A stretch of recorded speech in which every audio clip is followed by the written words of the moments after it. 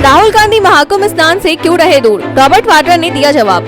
Robert Vadra ने राहुल गांधी के प्रयागराज महाकुंभ न जाने के फैसले का बचाव किया। उन्होंने कहा कि उनका परिवार धार्मिक आयोजनों का सार्वजनिक प्रदर्शन नहीं करता और वीआईपी व्यवस्थाओं के कारण श्रद्धालुओं को असुविधा हो सकती थी। वाड्रा ने कहा, हम कभी भी जा सकते हैं, हमें दिखाने की जरूरत नहीं कि हम कितने सेक्युलर हैं। कैश कांड, जस्टिस यशवंत वर्मा को फिलहाल राहत, एफआईआर दर्ज नहीं। सुप्रीम कोर्ट ने दिल्ली हाई कोर्ट के जज जस्टिस यशवंत वर्मा के खिलाफ मुकदमा दर्ज करने की याचिका पर विचार करने से इनकार कर दिया। अदालत ने कहा कि मामले की जांच इन हाउस कमेटी कर रही है और रिपोर्ट आने के बाद सीजेआई के पास कार्रवाई के विकल्प हैं। 14 मार्च को वर्मा के लुटियंस दिल्ली स्थित आवास में आग लगने के बाद जले हुए नोट मिलने की खबर सामने आई थी, जिससे न्यायपालिका में हलचल मच गई है। वक्फ संपत्तियों की सुरक्षा के लिए प्रतिबद्ध सरकार, चंद्रबाबू नायडू। आंध्र प्रदेश के मुख्यमंत्री चंद्रबाबू नायडू ने विजयवाड़ा में इफ्तार समारोह के दौरान वक्फ संपत्तियों की सुरक्षा का वादा किया। उन्होंने मुस्लिम समुदाय को रमजान की शुभकामनाएं दी और टीडीपी के अल्पसंख्यक कल्याण नीति पर जोर दिया। नायडू ने सरकार के आदेश GO 43 से जुड़े विवाद का जिक्र करते हुए कहा कि इससे वक्फ बोर्ड के कामकाज पर असर पड़ा, लेकिन उनकी सरकार हमेशा वक्फ संपत्तियों की रक्षा के लिए प्रतिबद्ध रहेगी। किसान नेता जगजीत सिंह डल्लेवाल ने तोड़ा अनशन, 4 महीने 11 दिन बाद पिया पानी। किसान नेता जगजीत सिंह डल्लेवाल ने 4 महीने 11 दिन से जारी अपने आमरण अनशन को समाप्त कर जल ग्रहण किया। यह कदम अदालत के आदेश और सरकार की पहल के बाद उठाया गया। पंजाब सरकार ने सुप्रीम कोर्ट में बताया कि किसानों के विरोध स्थलों से किसानों को हटा दिया गया और जाम हुई सड़कों को खोल दिया गया। कोर्ट ने डल्लेवाल की तारीफ करते हुए कहा कि वह एक ईमानदार किसान नेता है और उनका कोई राजनीतिक एजेंडा नहीं है। अदालत ने किसानों की मांगों की प्रगति पर रिपोर्ट पेश करने के लिए समिति गठित की। नेपाली छात्रा सुसाइड केस, किट यूनिवर्सिटी को NHRC ने ठहराया दोषी।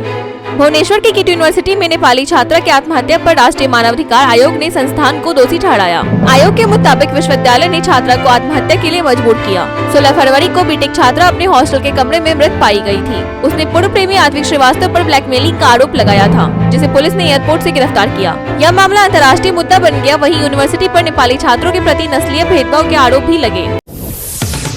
राणा सांगा पर विवादित बयान, बीजेपी ने RS में किया हंगामा, सपा सांसद से माफी की मांग। सपा नेता रामजी लाल सुमन के राणा सांगा पर विवादित बयान के खिलाफ बीजेपी सांसदों ने राज्यसभा में हंगामा किया और बिना शर्त माफी की मांग की। नारेबाजी के कारण कार्यवाही 30 मिनट के लिए स्थगित करनी पड़ी। सभापति जगदीप धनखड़ ने राणा सांगा को राष्ट्रीय नायक बताते हुए उनकी वीरता का सम्मान किया और ऐसे बयानों से बचने की सलाह दी। केंद्रीय मंत्री किरण रिजिजू ने सुमन के बयान को अपमानजनक बताया। कुणाल कामरा ने मद्रास हाईकोर्ट में मांगी अग्रिम जमानत, शिंदे पर पैरोडी को लेकर दर्ज है केस।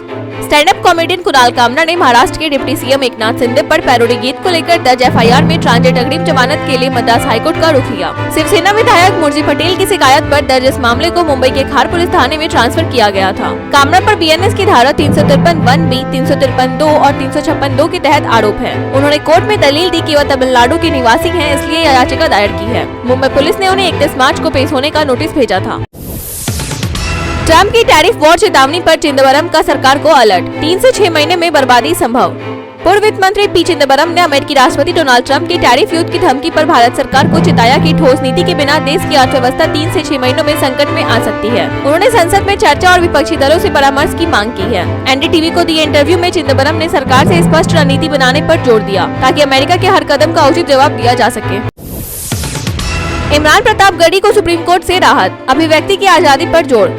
कांग्रेस सांसद इमरान प्रतापगढ़ी के खिलाफ गुजरात में दर्ज FIR को सुप्रीम कोर्ट ने रद्द कर दिया। एक वीडियो की बैकग्राउंड कविता को लेकर हुई शिकायत पर पहले गुजरात हाईकोर्ट ने राहत देने से इनकार कर दिया था। सुप्रीम कोर्ट की जस्टिस अभय ओका और जस्टिस उज्जवल भुयान की बेंच ने कहा कि लोकतंत्र में अभिव्यक्ति की आजादी जरूरी है, भले ही कुछ लोगों को विचार पसंद न आए। कोर्ट ने संविधान के अनुच्छेद 19(1) और 21 की सुरक्षा को प्राथमिकता बताते हुए मौलिक अधिकारों की रक्षा की अहमियत पर जोर दिया।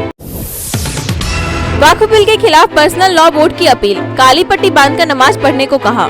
All India Muslim personal law board ने वक्फ बिल के विरोध में रमजान के आखिरी जुमे की नमाज में काली पट्टी बांधने की अपील की है। बोर्ड ने वीडियो और ट्वीट जारी कर देश भर के मुसलमानों से इस प्रतीकात्मक विरोध में शामिल होने को कहा। इससे पहले दिल्ली और पटना में वक्फ बिल के खिलाफ बड़े प्रदर्शन हुए थे। बोर्ड के अध्यक्ष मौलाना खालिद सैफुल्लाह रहमानी ने भी पत्र जारी कर 29 मार्च को विजयवाड़ा में बड़े विरोध प्रदर्शन की घोषणा की।